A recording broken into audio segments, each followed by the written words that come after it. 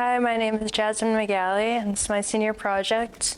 My essential question is, how can I successfully run a food drive to raise money for a food pantry? The organization I worked with is Project Just Because, located in Hopkinton, Mass., and they've been open since September of 2004, and their goal has been helping all the families in need around them.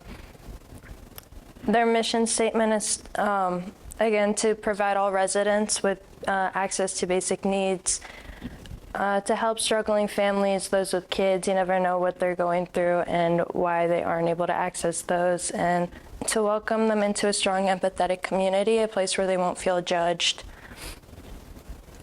Why did I choose this project? I chose this project to help those in need, to give back to the community. One thing I didn't add was actually my pharmacist was one person that inspired me to do this. I work at CVS and sometimes I'm in the pharmacy. Even like my full-time pharmacist, something she does is she actually volunteers at Project Just Because too. So even just like 2 hours of volunteering was something I found really cool, and something small like contributing to creating a safe space where people don't feel judged. Or even my family, sometimes I'll go on vacation with them to Egypt, and we'll take some time to like go down to the churches where they provide shelter for there's like special needs and they're like homeless, and we'll go down to like the little snack shop and get them some things and give it out to them, and it is a really good feeling. My main goals throughout the project was, one, to organize the food drive, to collect food donations, also money donations through Venmo, to spread awareness, which I would put through text messages and posters. Volunteer, I think I started around December through maybe March, and I went in about 5 times. And again, to collect the items and money donations. My mentor is Mr. Caulfield, and I chose him because he does run the Leo's Club at Millis. It's one of the bigger clubs. They've hosted a lot of things like raising for the 5K, Thanksgiving food drives. He is a teacher I had for English sophomore year, and he's someone I know I work well with. And other people that have done food drives and fundraisers in the past have had him as a mentor and said they've had a good experience with him.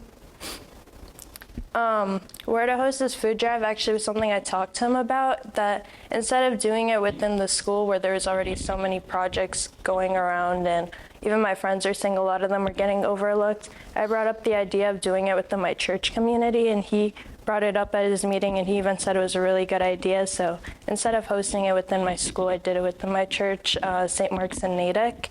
And this is just like a text I sent out explaining it was for my senior project. I think I sent this out around March 27th. I had to go on until April 10th. And on their website, they did have a list of their most needed items. So I added that, a bunch of food items and condiments, and I also included a Venmo there. So I sent the text to like the youth group chats, placed boxes around. There were signs with all like the items that they needed, a Venmo there too.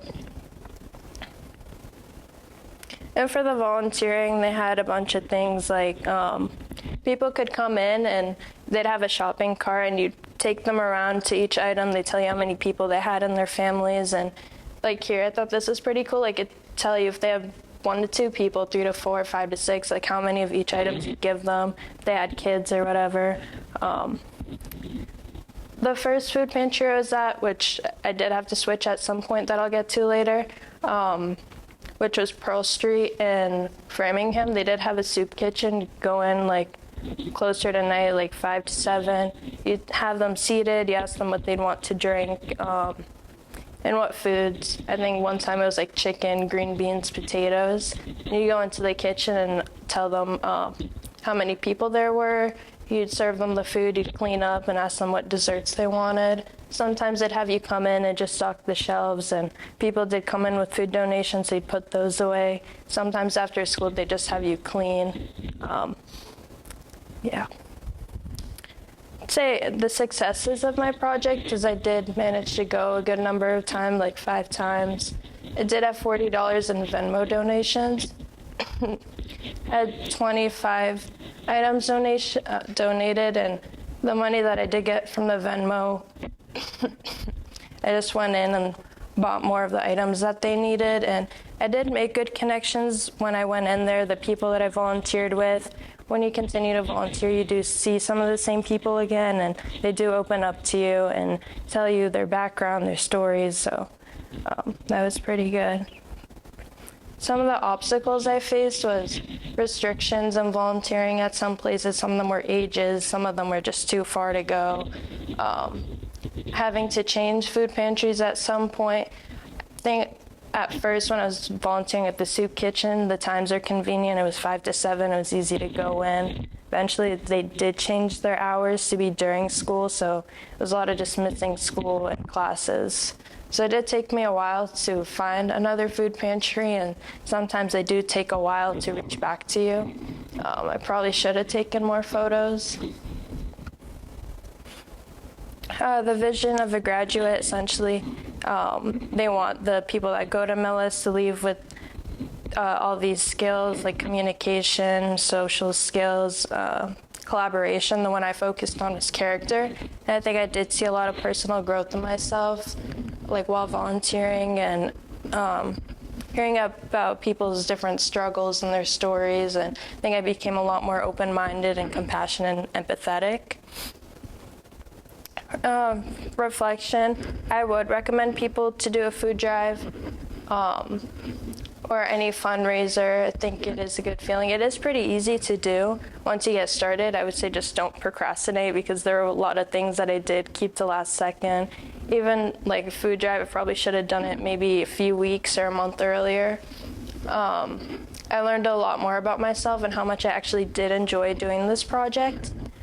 I think even if I had free time, like in the summer, that's just somewhere I'd go in, maybe bring a friend and do that.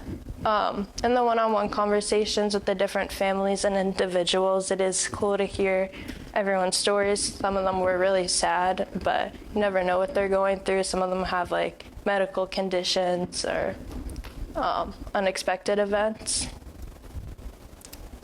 More excited questions.